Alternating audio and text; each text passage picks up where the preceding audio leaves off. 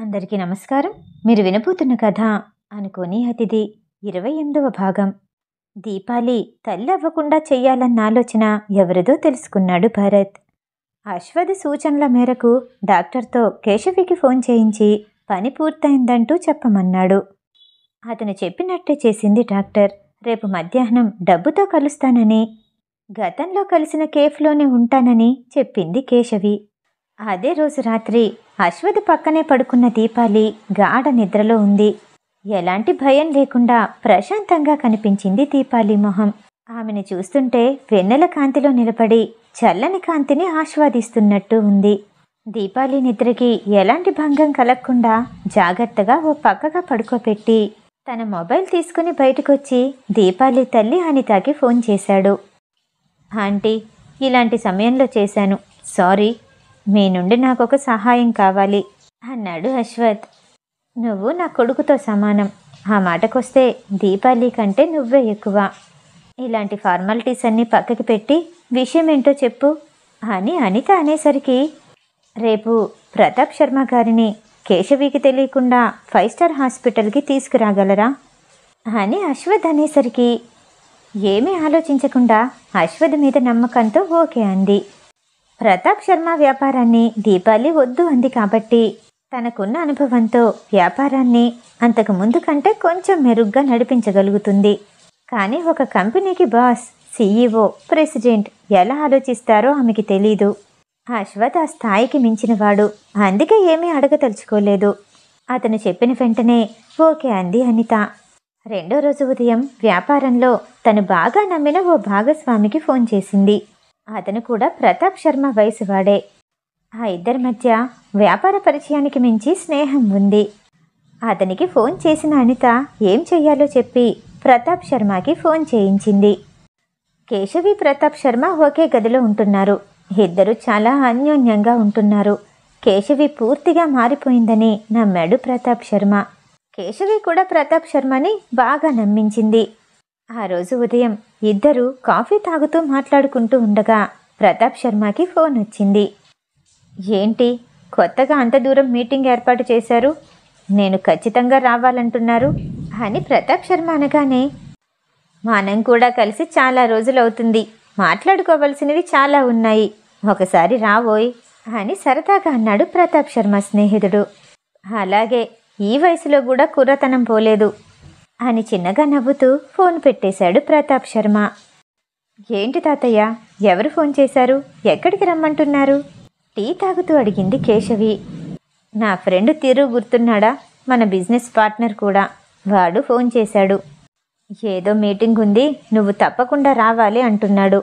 మధ్యాహ్నం వెళ్ళొస్తాను అని ప్రతాప్ శర్మ అనగానే, తాతయ్య నేను రావచ్చా అడిగింది కేశవి. తప్పకుండా రావచ్చు, కానీ మన పొలాలకి అవతల ఉన్న కొండ ఉందా, దాని దగ్గర మీటింగ్. అక్కడ వరకు నడవాలంటే నువ్వు ఇబ్బంది పడతావేమో, ఆలోచించు అన్నాడు ప్రతాప్ శర్మ. కేశవి తన కడుపులో ఉన్న బిడ్డని ఆరోగ్యంగా చూసుకోవాలి, ఆ బిడ్డను ఉపయోగించే ఆ కుటుంబంలోకి రావాలి. కాబట్టి అనవసరంగా రిస్క్ తీసుకోదలుచుకోలేదు. అందులోనూ ప్రతాప్ శర్మ అంత ముఖ్యమైన విషయం కాదు అన్నాడు కాబట్టి తను కూడా మధ్యాహ్నం డాక్టర్ని కలవటానికి వెళ్ళాలి కనుక ఇదే మంచి అవకాశం అనుకుంది. అంత దూరం నేను నడవలేను తాతూ, నేనిక్కడే ఉంటాను అని చెప్పింది కేశవి. అశ్వథ్ దీపాలిని షూటింగ్ సెట్కి తీసుకెళ్ళి మధ్యాహ్నం వేళ ఓ అరగంట దీపాలిని పంపించాలంటూ ఆ సమయానికి చేయవలసిన షూటింగ్ పూర్తి చేయగలరేమో అడిగాడు. అశ్వథ్ లాంటి వాళ్ళు అడగటమే ఎక్కువ, ఇంకా ఒప్పుకొని డైరెక్టర్ ఉంటారా? అఫ్కోర్స్ మిస్టర్ అశ్వథ్, మీకు ఎప్పుడు కావాలంటే అప్పుడే తీసుకువెళ్ళండి. మిస్సెస్ అశ్వథ్ ఆరోగ్యంగా ఉండటమే ముఖ్యం అని డైరెక్టర్ శ్రవణ్ అనగానే అతని చేతికి షేక్ హ్యాండ్ ఇచ్చి థ్యాంక్ యూ చెప్పి సెట్లో నుండి బయటకు వచ్చేశాడు అశ్వథ్. డైరెక్టర్ శ్రవణ్కి దీపాలి ప్రెగ్నెంట్ అని తెలుసు. ఆమెతో ఎక్కువసేపు నిలబడి ఉండే సీన్స్ని విశ్రాంతి తీసుకోమంటూ నెమ్మదిగా చేస్తున్నాడు. ఆమెతో పాటు నటిస్తున్న బాలీవుడ్ హీరోని ఏదైనా తప్పు చేస్తే సరే త్వరగా చేయమంటూ తొందర పెడుతున్నాడు. అయినా మీకు కంగారేంటి, అక్టోబర్ వరకు షూటింగ్ కాంట్రాక్ట్ ఉంది, ఇంత త్వరగా చేయాల్సిన అవసరం ఏంటి? డైరెక్టర్ మాటలకి మధ్య మధ్యలో విసుక్కుంటున్నాడు బాలీవుడ్ యాక్టర్. పైగా దీపాలిని పదే పదే విశ్రాంతి తీసుకోమనటం అతనికి మరింత విసుగ్గా అనిపించింది. దీపాలి మీద ఎలాంటి కోపం లేదతనికి. కోపం అంతా డైరెక్టర్ మీదే. ప్రశాంతంగా కూర్చొని నెమ్మదిగా చేద్దామంటున్న యాక్టర్ని చూసి తల పట్టుకున్నాడు డైరెక్టర్. డైరెక్టర్ శ్రవణ్ పక్కనే కూర్చున్న రఘువీర్, నీ స్థానంలో నేనుంటే మొదటి ప్రాధాన్యత షూటింగ్కే ఇస్తాను, యాక్టర్కి కాదు అని అనటంతో రఘువీర్ వైపు తలెత్తి చూశాడు శ్రవణ్. ఈయనేమో తన మనవరాల్ని జాగ్రత్తగా చూసుకోవాలి అనుకుంటున్నాడు. ఆయన తన భార్యని మరింత అపురూపంగా చూడాలి అనుకుంటున్నాడు. ఇదెక్కడి బాధ అని మనసులోనే అనుకుంటూ షాట్ రెడీ అంటూ కుర్చీలో నుంచి లేచి వెళ్ళాడు శ్రవణ్. అనిత అశ్వథ్కి ఫోన్ చేసి చెప్పిన పని సక్సెస్ అయ్యింది అని చెప్పింది. ఈ విషయం కేశవికి తెలీదు. కడుపుతో ఉండటం వల్ల రానుంది, లేకపోతే వచ్చుండేదే అంటూ అశ్వథ్తో అనిత దాదాపు 20 నిమిషాల పాటు మాట్లాడింది. ఎప్పుడు దీపాలి కూడా అంతసేపు మాట్లాడదు. దీపాలి అశ్వథ్ ఇద్దరి కుటుంబాలు తారుమారైనట్టు దీపాలిని అశ్వథ్ తాతయ్య రఘువీర్ జాగ్రత్తగా చూసుకుంటే అశ్వథ్ని దీపాలి తల్లి అనిత అన్నిట్లోనూ వెనకేసుకొస్తుంది. ప్రతాప్ శర్మ తన స్నేహితుడు చెప్పిన సమయానికి అతన్ని కలవటానికి బయలుదేరాడు.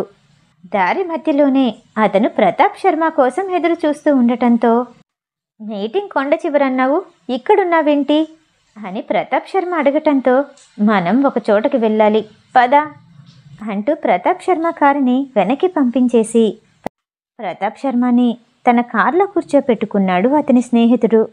కాసేపట్లో 5 స్టార్ హాస్పిటల్ ముందాగింది కార్. హార్ట్అటాక్ రాబోతుందని ముందే తెలిసిందా హాస్పిటల్కి తీసుకొచ్చావు సరదాగా అన్నాడు ప్రతాప్ శర్మ. హార్ట్అటాక్ నాకు కాదు, నీకొస్తుంది, దిగు అంటూ ఇద్దరూ కలిసి లోపలికి వెళ్తూ ఉండగా అనిత ఎదురొచ్చింది. ఏం జరుగుతుంది ఇక్కడ? ఎవరికైనా ఏదైనా అయిందా అని కంగారు పడ్డాడు ప్రతాప్ శర్మ. ప్రతాప్ శర్మ స్నేహితుడు అనితని చూసి, ఇదిగోమ్మా, నువ్వు చెప్పినట్టే తీసుకొచ్చాను, ఇంక నేను వెళ్తాను అని అక్కడి నుండి వెళ్ళిపోయాడు. ప్రతాప్ శర్మ హాస్పిటల్కి రావటంతో హాస్పిటల్ చీఫ్ పరుగెత్తుకుంటూ వచ్చాడు.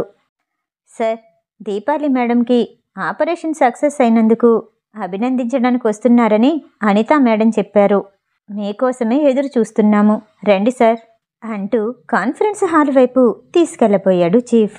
చీఫ్ ముందు మొహమాటంగా నవ్వి థ్యాంక్ యూ చెప్పి అతని వెనకాలే నడుస్తున్న అనితాని పిలిచి, ఏంటిదంతా?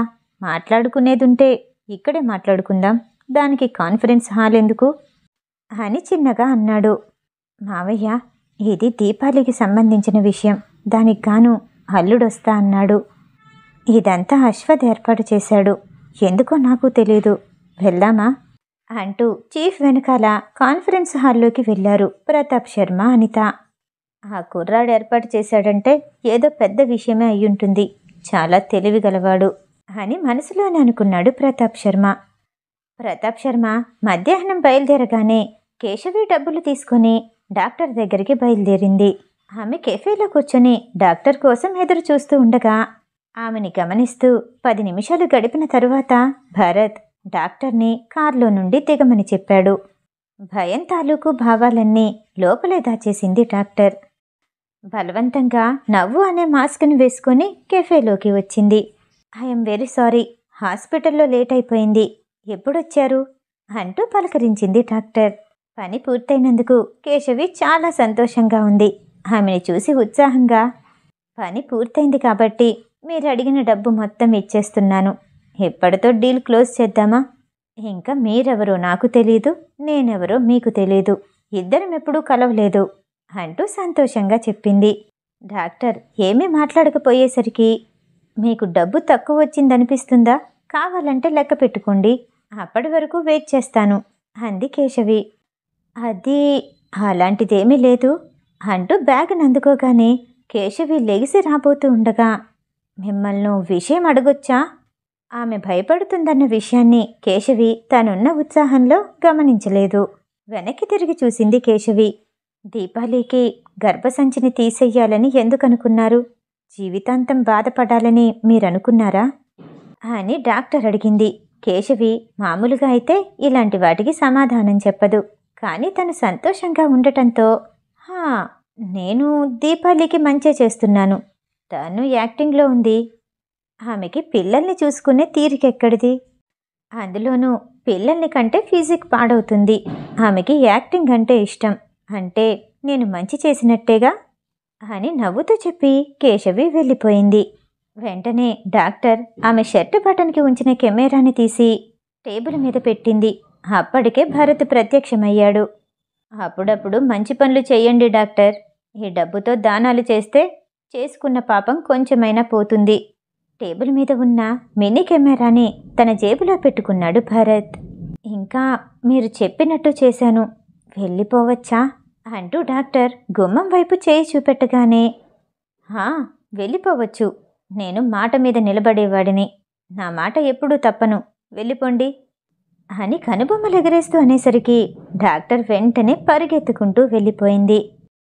హాస్పిటల్ కాన్ఫరెన్స్ హాల్కి పావుగంట తర్వాత వచ్చాడు అశ్వథ్. వెనకాలే భరత్ కూడా ఉన్నాడు. ప్రతాప్ శర్మ వైపు చూసి పలకరిస్తున్నట్టు చిన్న నవ్వు నవ్వి హాస్పిటల్ చీఫ్ వైపు తిరిగి అతని ముందు 2 డాక్యుమెంట్స్ పెట్టాడు.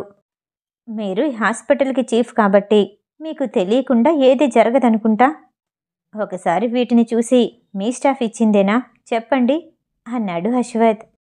అశ్వథ్ ఇచ్చిన పేపర్లని తీసుకున్న చీఫ్, అవును, ఇక్కడ దీపాలి మేడం పేరుంది. ఇది మా హాస్పిటల్దే, మా స్టాఫే. అందుకే కదా వీటిని చూసి సక్సెస్ఫుల్గా ఆపరేషన్ చేశారు అని గర్వంగా అన్నాడు చీఫ్. మరో పేపర్స్ ఇవ్వగానే, ఒకే వ్యక్తికి ఒకే విషయంలో వేరు రిపోర్ట్స్ వస్తాయా అంటూ మరో హాస్పిటల్లో చూయించిన రిపోర్ట్స్నిచ్చాడు అశ్వథ్. ఆ రెండింటినీ చూడగానే చీఫ్ ఆశ్చర్యపోయాడు. ఏంటిది, ఇదెలా జరిగింది అని కంగారుగా రిపోర్ట్స్ రెండిటి వైపు మార్చి చూస్తూ ఉండగా, మీకు మరో విషయం చెప్పాలి. నా భార్య దీపాలి కడుపుతో ఉంది, 50 రోజుల గర్భవతి. ఈ విషయం బయటపడిందంటే మీ హాస్పిటల్ రెప్యుటేషన్ దెబ్బతింటుంది. అందుకే ఇప్పుడు అడుగుతున్నాను, ఏం చేద్దామనుకుంటున్నారు అన్నాడు అశ్వథ్. ఇలా జరుగుతుందని ఊహించలేదు. ఇన్వెస్టిగేషన్ చేయిస్తాను, పేర్లన్నీ బయట పెడతాను, అందర్నీ తీసేస్తాను, నా హాస్పిటల్ నుండి అందర్నీ బయటికి పంపించేస్తాను పిడికిలి బిగించి ఆవేశంగా అన్నాడు చీఫ్. మీరేమీ ప్రత్యేకంగా ఇన్వెస్టిగేషన్ చేయించాల్సిన అవసరం లేదు, నేను అన్నీ చేయించాను అంటూ భరత్ వైపు చూడగానే అతని చేతిలో ఓ లిస్టుని పెట్టి అశ్వథ్ చూపుకి అర్థమేంటో తెలుసుకున్న భరత్ దీపాలిని తీసుకురావటానికి వెంటనే సెట్టుకి వెళ్ళాడు. నా భార్య గర్భవతి అని చెప్పగానే మరో 2 హృదయాలు సంతోషంగా ఉప్పొంగిపోయాయి. ప్రతాప్ శర్మ, అనిత ఆశ్చర్యంగా ఒకరినొకరు చూసుకున్నారు. అశ్వథ్ అందించిన లిస్టుని తీసుకుని చీఫ్ డాక్టర్కి సహాయం చేసిన అసిస్టెంట్ని కాన్ఫరెన్స్ హాల్లోకి పిలిపించాడు. అక్కడున్న వాళ్ళందరినీ చూడగానే ఆ అసిస్టెంట్కి భయంగా అనిపించింది. ఆమె అశ్వథ్ వైపు భయంగా చూసి చీఫ్ వైపు చూపు తిప్పుకుంది. ఈ సర్జరీ చేసింది మీ సెక్షన్లోనే కదూ? దీపాలి రిపోర్ట్ని అసిస్టెంట్కి చూపించాడు చీఫ్. ఆమెకి తన గుండె కడుపులోకి జారిపోయినట్టు అనిపించింది. అది సార్ అని తడబడుతూ ఉండగా, ఏం జరిగిందో చెప్పు కోపంతో ఉన్న చీఫ్ గట్టిగా అరిచాడు. మిగతా వాళ్ళంతా ప్రేక్షకుల్లా చూస్తూ ఉన్నారు. అది సార్, ఇదంతా నాకు తెలీదు, లీనా మేడమే చేయమన్నారు. డబ్బుకి ఆశపడి నేను కూడా దీనికి ఒప్పుకున్నాను అని భయపడుతూ గబగబా చెప్పింది అసిస్టెంట్. చీఫ్ కోపం తారస్థాయి కంటింది. డాక్టర్ లీనాని వెంటనే పిలు అంటూ గట్టిగా అరిచాడు. ఆమెని కాన్ఫరెన్స్ హాల్లోకి పిలుస్తున్నారు అనగానే ఏం జరిగిందో అర్థమైంది లీనాకి. వెంటనే భరత్కి ఫోన్ చేసింది. మీరు చెప్పినట్టు చేస్తే నన్ను వదిలేస్తానన్నారు అని భయపడుతూ అంది.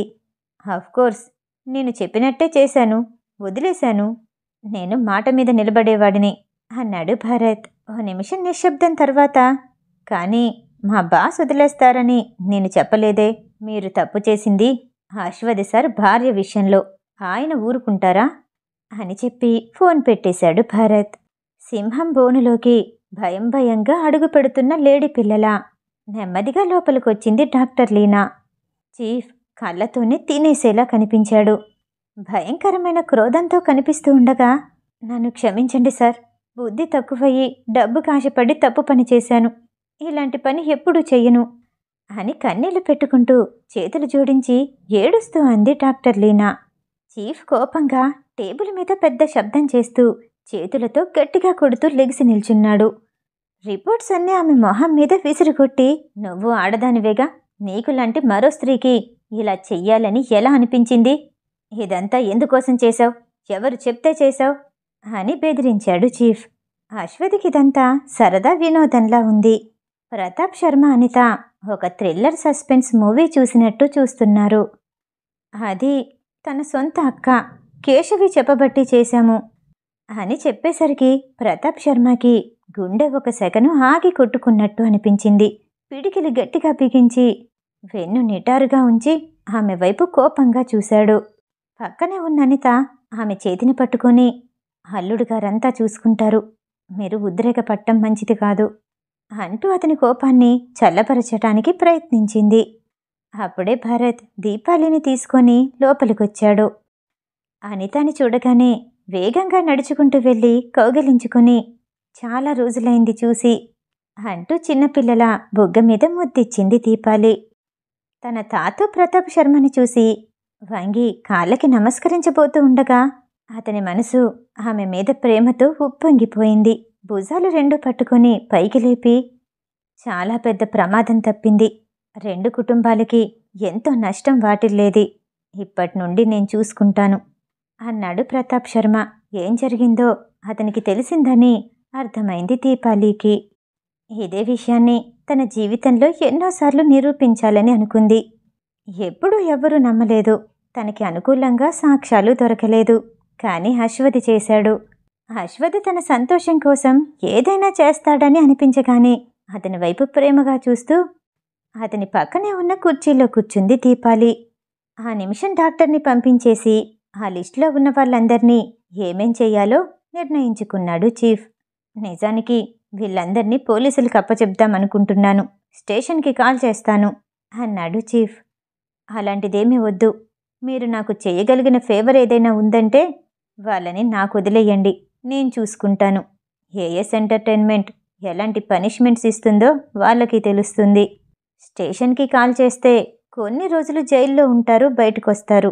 అలాంటిది కాదు, బ్రతికున్నంతకాలం బాధపడాలి, తలుచుకొని ఏడవాలి. అలాంటి శిక్ష నేనిస్తాను అని అశ్వథ్ అనగానే తన బాస్ ఏం చేస్తాడో అర్థమయ్యి పక్కనే ఉన్న భరత్ చిన్నగా నవ్వుకున్నాడు. రాక్షసుడి చేతిలో పడితే ఎలా ఉంటుందో వాళ్ళకి తెలుస్తుంది అని మనసులోనే అనుకున్నాడు. మీకు నచ్చినట్టు చేయమంటూ తమ హాస్పిటల్కి ఉన్న రెప్యుటేషన్ని దెబ్బతీయొద్దంటూ తమని క్షమించమని కోరుకుంటూ అన్నిటికీ అంగీకరించాడు చీఫ్. కేశవి గురించి నాకు వదిలేసే, నేను చూసుకుంటాను. ప్రస్తుతానికి కడుపుతో ఉంది, ఏం చెయ్యాలో నేను తర్వాత చూస్తాను. ఎంత కాదన్నా ఆమె కడుపులో పారుతున్న రక్తం మా కుటుంబానికి సంబంధించింది. తల్లి తప్పు చేస్తే కడుపులో ఉన్న బిడ్డకి శిక్ష వేయాల్సిన అవసరం లేదు అని నెమ్మదిగా అన్నాడు ప్రతాప్ శర్మ. తాతు, కానీ కేశవికి నేను కడుపుతో ఉన్నానన్న విషయం చెప్పొద్దు. ఇప్పటి వరకు అది రహస్యంగానే ఉంది, రహస్యంగానే ఉండనిద్దాం అని దీపాలి చెప్పగానే సరే అంటూ భారంగా ఊపిరి వదిలి ఒప్పుకున్నాడు ప్రతాప్ శర్మ. సంతోషంగా అందరికీ చెప్పుకునే సందర్భాన్ని కేశవి వల్ల ఇలా రహస్యంగా వినాల్సొచ్చింది. ప్రతాప్ శర్మకి బాధగా అనిపించింది. అయినా సరే దీపాలికి ఎలాంటి ప్రమాదం జరగలేదు కాబట్టి అతనికి సంతోషంగా అనిపించింది. అశ్వథ్ మీద అభిమానం మరింతగా పెరిగింది. మిగతా కథ తర్వాయి భాగంలో. ఈ కథ వింటం మీకు నచ్చినట్టయితే లైక్ చేసి సబ్స్క్రైబ్ చేయండి. మళ్ళీ రేపు కలుద్దాం. నమస్తే.